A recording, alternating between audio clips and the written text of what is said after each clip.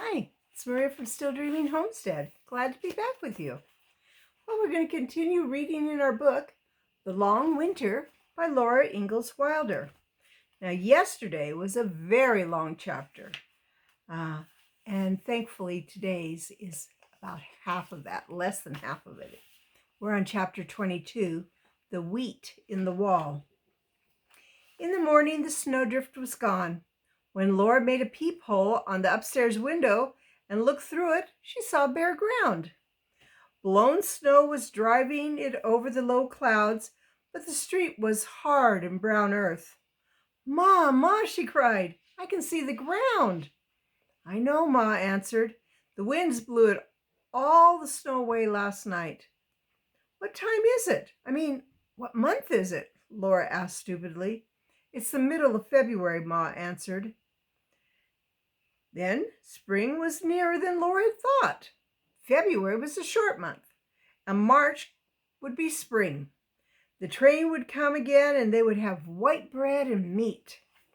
"I'm so tired of brown bread with nothing on it," Laura said. "Don't complain, Laura," Ma told her quickly. "Never complain of what you have. Always remember how fortunate you are to have it." Laura had not meant to complain, but she did not know how to explain what she meant. She answered meekly, "Yes, Ma." Then, startled, she looked at the wheat sack in the corner. There was so little wheat left in it that it lay folded just like an empty sack. "Ma," she exclaimed, "did you mean—" Pa had always said she must never be afraid. She must never be afraid of anything. She asked, "How much wheat is there?" "I think enough for today's grinding," Ma answered. "Pa can't buy any more, can he?" Laura said.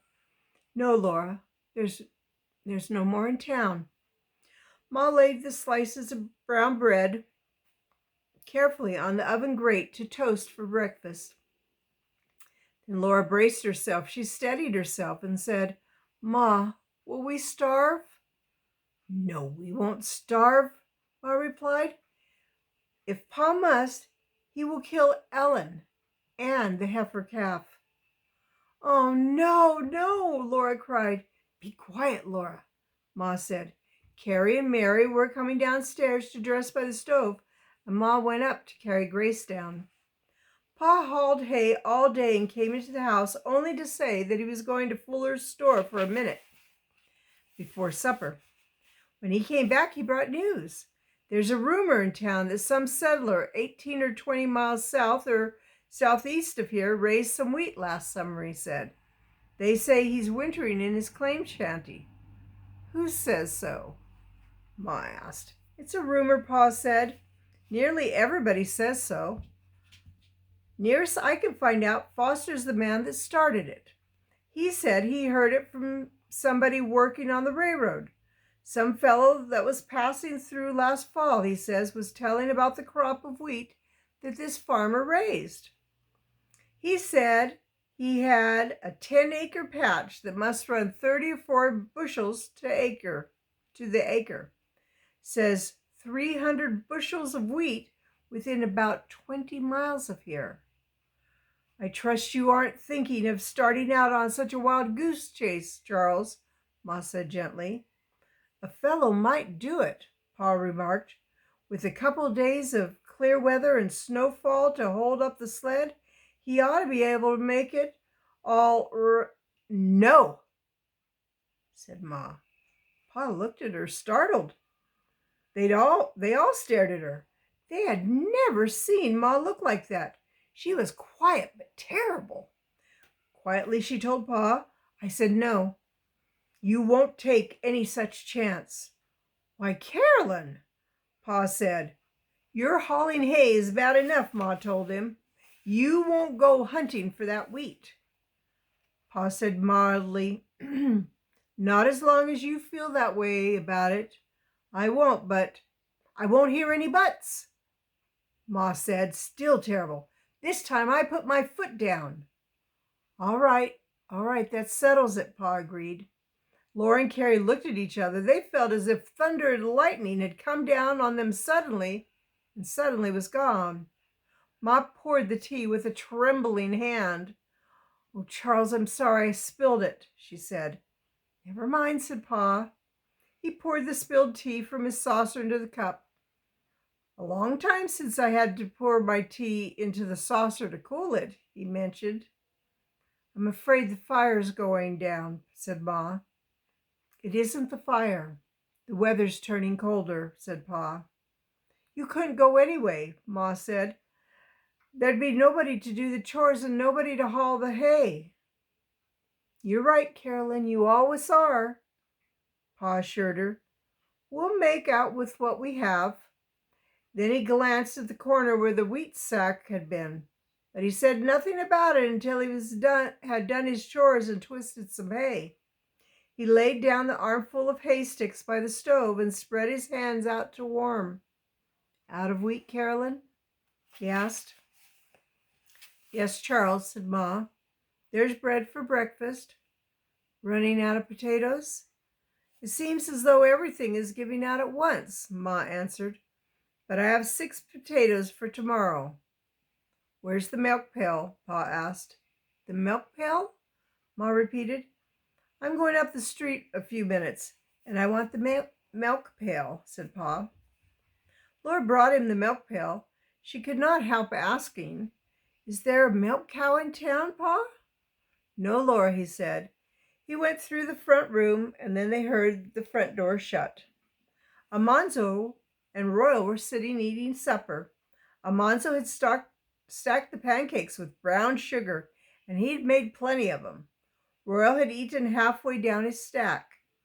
Almanzo was nearing the bottom of his, and one tall stack of 24 pancakes, that's 24, dripping melted brown sugar, was standing untouched when Pa knocked at the door. Royal opened it. "Come on in, Ingles. Sit up and have some pancakes with us," Royal invited him. "Thank you just the same."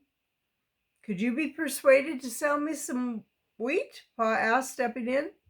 "Sorry," Royal said. "We have no more to sell." "Sold clean out, huh?" said Pa. "Sold clean out," said Royal. "I'd be willing to pay a pretty high price for some wheat," Pa said. "I wish I'd brought out another carload," Royal replied. "Sit up and have some supper with us anyway. Monzo brags on his pancakes." Pa did not answer.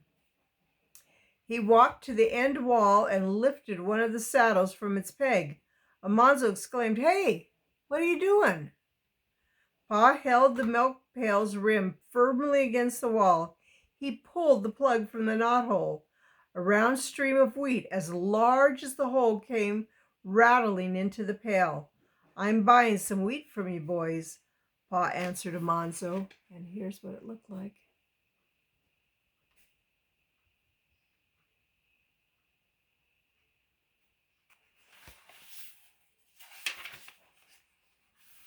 "Say, that's my seed wheat, and I'm not selling it," Almanzo declared. "We're out of wheat at my house, and I'm buying some," Pa repeated. The wheat kept on pouring into the pail, sliding down the climbing pile and tinkling a little against the tin. Almanzo stood watching him, but after a minute, Royal sat down. He tipped his chair back against the wall, put his hands in his pockets, and grinned at Almanzo. When the pail was full, Pa thrust the plug into the hole. He tapped it firm with his fist and then tapped lightly against the wall and across it. "You've got plenty of wheat in there," he said. "Now we'll talk a price. What do you figure this pail full is worth?" "How did you know it was there?" Almanzo wanted to know. "The inside of this room doesn't fit the outside," said Pa. "It's a good foot short, allowing for 2x4 studding beside. Gives you 16-inch space there. Any man with an eye can see it." "I'll be darned," said Almanzo. "I noticed that plug in the knothole the day you had the saddles off on the antelope hunt," Pa added. "So I figured you had grain in there. It's the only thing likely to run out of a knothole." "Anybody else in town know?" Almanzo asked. Not that I know of, said Pa. See here, Royal put in. We didn't know you were out of wheat. That's Amonzo's wheat. It's not mine, but he wouldn't hang on to it and see anybody starve. It's my seed wheat, Amonzo explained. Extra good seed, too.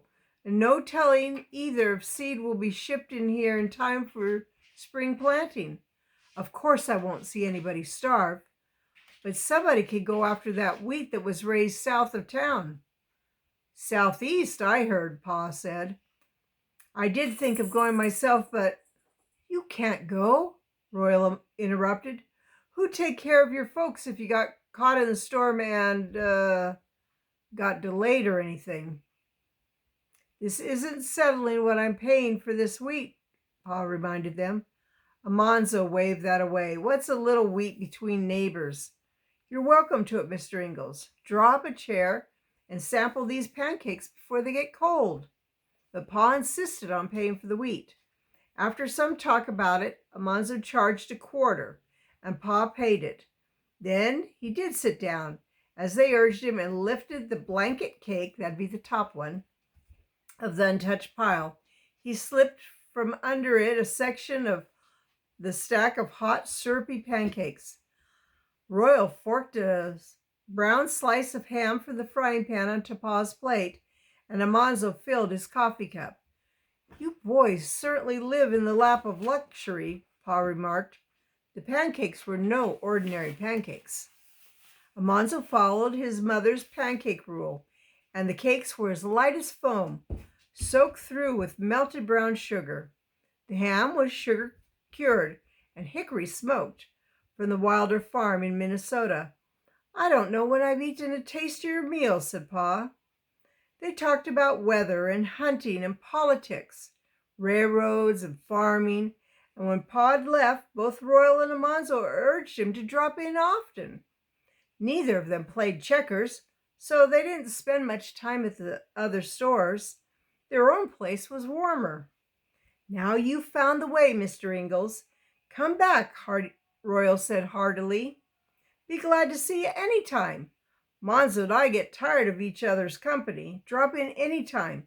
The latch string is always out. I'll be glad to, Pa was answering. He broke and listened. Amonzo stepped out with him into the freezing wind. Stars glittered overhead, but in the northwest sky, they were going out rapidly as solid darkness swept over them. Here she comes, said Pa. I guess nobody will be doing any visiting for a spell. I'll just about make it home if I hurry.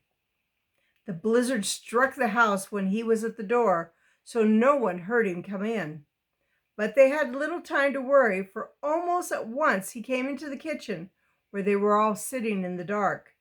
They were close to the stove and warm enough, but Laura was shivering hearing the blizzard again and thinking that Pa was out in it. Here's some wheat to go on with, Carolyn, Pa said, setting the pail down beside her. She reached down into it and felt the kernels. Oh, Charles, Charles, she said, rocking. I might have known that you'd provided for us, but wherever did you get it? I thought there was no wheat left in town. I wasn't sure there was, or I'd have told you, but I didn't want to raise your hopes only to be disappointed, Pa exclaimed. I agreed not to tell where I got it, but don't worry, Carolyn. There's more where that came from. Come, Carrie, I'm going to put you and Grace to bed now, Ma said with new energy. When she came downstairs, she lighted the button lamp and filled the coffee mill. The sounds of the grinding began again, and it followed Laura and Mary up the cold stairs until it was lost in the blizzard's howling. They surely would have starved, but Pa had noticed what was going on and the difference in that wall. I think that God led him to that. Well, it's Maria from Still Dreaming Homestead. I want to pray blessings on you and yours, in your house, out of your house, in the day and the night. And whatever you do, keep dreaming. Good night and God bless you.